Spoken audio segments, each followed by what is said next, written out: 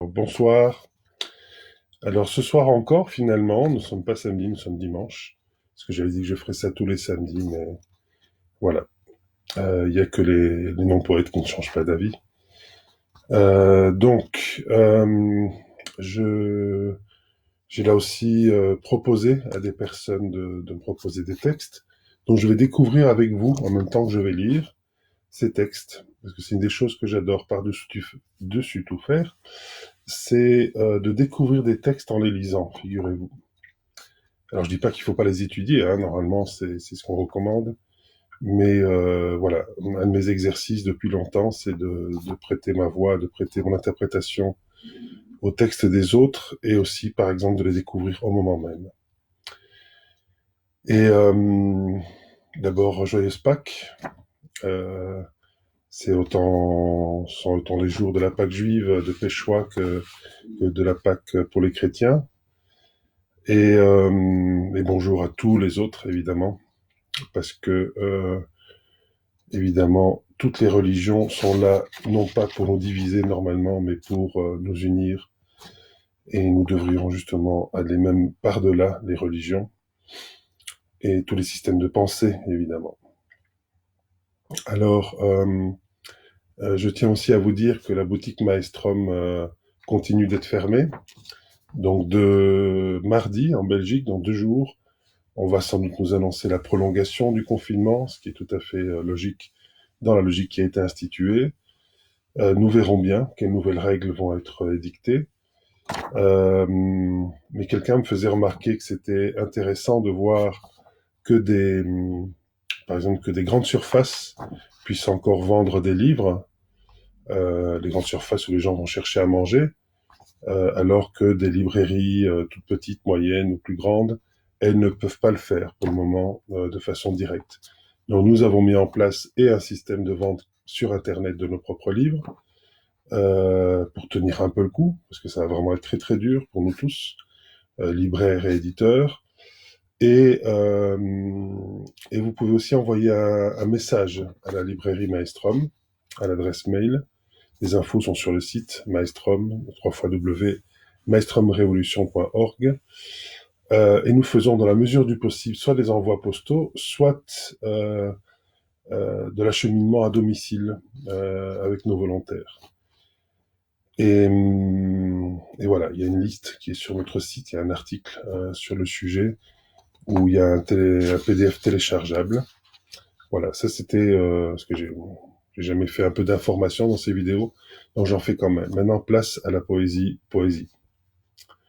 Alors d'abord pour Michel Garrios, qui demande encore une lecture. Michel de Beyrouth, Liban, qui nous avait énormément aidé pour réaliser notre petite tournée au Liban en 2009. Et là, cette fois, c'est un poème d'elle, Jeu d'adulte, extrait de Nous n'irons plus en nostalgie. Jeu d'adulte. Dans ce bassin qui floue ses enfants et qui les dévore, les âmes mal nées avancent, les yeux fermés, vers de vagues rivages de fortune. Elles avancent, chancelantes, parachutées sur une autoroute bizarre, bordée d'HLM en ruine et d'usines fumantes à portée de main. Ici les chasseurs d'horizons accomplis, ici les maîtres de l'univers abyssal. Viens sur la plage, valser avec leurs âmes. Viens déguster Rouget et Mérou, nourris de la chair des justes. Merci Michel. Et cette fois-ci, il y aura juste un deuxième poème, mais qui est un peu long. Donc hier, j'avais 7 poèmes, mais on compensera ce soir.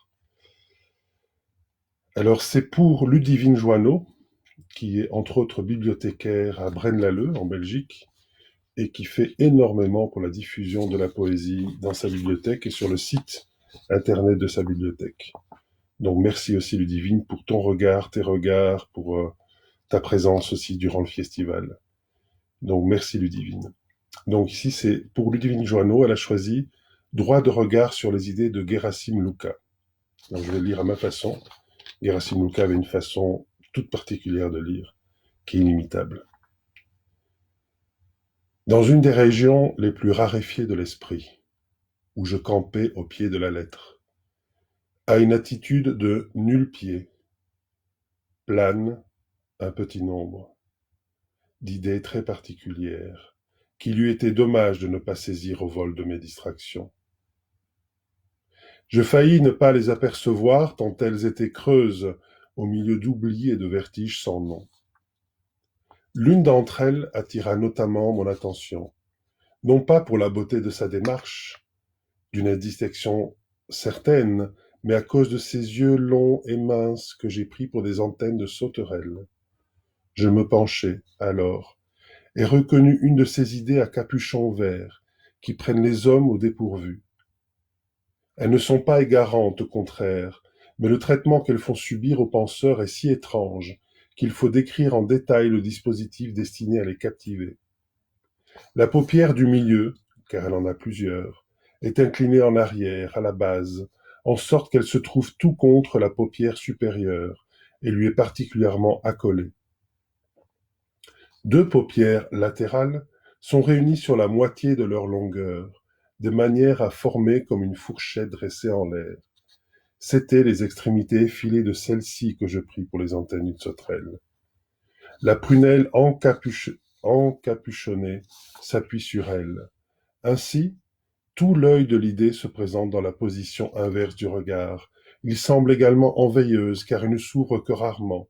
L'acte de regarder s'accomplit à l'intérieur, de manière fugitive et constante, et lorsqu'il s'accomplit, ne fait que s'avancer entre les fourchettes. On ne s'attendait certes pas, mais c'est pourtant à cet endroit que s'est posé naturellement mon regard, car il n'y a pas d'autre voie pour y pénétrer. L'irritabilité en fut extrême.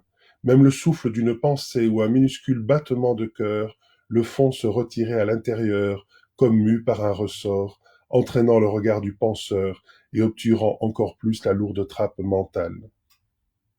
À peine aspiré au fond de l'œil, mon regard entreprit de se frayer un chemin vers le haut. Il fait plus clair au sommet, là où les extrémités des paupières sont repliées sur elles-mêmes. C'est sans doute la raison pour laquelle j'ai pu voir mon regard ramper dans toutes les directions à la fois, le seul moyen d'y parvenir étant de n'y plus penser. Il n'y a pas beaucoup d'espace à l'intérieur de l'idée. Arrivé en haut, il se frotte nécessairement contre soi-même et reste le plus attaché à sa manière de voir, qui n'est plus tout à fait la même. Toute cette étrange manœuvre qui recommence aussitôt dans l'autre œil ne donne lieu apparemment à aucun échange de vue. Il se peut cependant que nos regards trouvent au double fond de l'œil quelque peu d'une sécrétion visionnaire. Espérons que cette compensation au moins leur soit accordée. Eux qui normalement se laissent fasciner tout de suite, étaient comme aveugles par des larmes secrètes et des gémissements saccadés sortaient de leurs orbites. On comprendra que ce soit là un exemple extrême, à perte de vue. Quant au long regard, il n'arrive presque jamais à pénétrer dans l'œil de l'idée. Il n'y a d'ailleurs rien pour l'y attirer. Seuls les voyeurs à courte vue, en dépit des chocs plutôt rudes à l'entrée, subissent un traitement plus doux, et on les laisse se retirer au bout d'une demi-heure, ce qui vaut mieux que d'être retenus à vie. On trouve pour certains un exemple de long emprisonnement. C'est l'acte de cesser de regarder qui déclenche le mécanisme de libération. Mais les voyous ne procèdent pas toujours progressivement, et s'il se produit le moindre contretemps, l'œil de l'idée ne s'ouvrira plus. L'idée que j'ai vue était ainsi. Son œil était privé de lumière, mais il dégageait une lueur masquée qui attirait. À moins que les glandes idéatives ne secrètent quelque suc invisible qu'elles peuvent opposer de temps en temps les regards entre sans rencontrer d'obstacle. Ils ont pour se faire à descendre le long du clignotement par les deux cercles de cils raides qui poussaient inclinés vers le bas. Les regards peuvent passer en pressant contre les extrémités plus flexibles, mais il leur est impossible de revenir en arrière, car ces extrémités ne sont inclinées que d'un côté. Ils se trouvent alors dans une petite chambre au milieu de la vision même, et tandis que pris de panique ils font des efforts pour sortir, ils se couvrent d'images. C'est alors que se révèle le côté fascinant de la trappe, car aussitôt qu'une quantité d'images suffisante pour émerveiller l'œil surgit, les zones des cils se détendent, se contractent et finalement se recroquevillent. Plus rien dans ces conditions n'empêche les pinceurs de prendre leur liberté. Il peut se passer 2 ou 3 jours avant qu'ils soient relâchés, car déclencher les images par petits à-coups ne suffit pas pour ouvrir l'œil, la trappe. Et la distribution de non-images doit se faire perpétuellement. Merci à tout le monde et à demain. Passez une bonne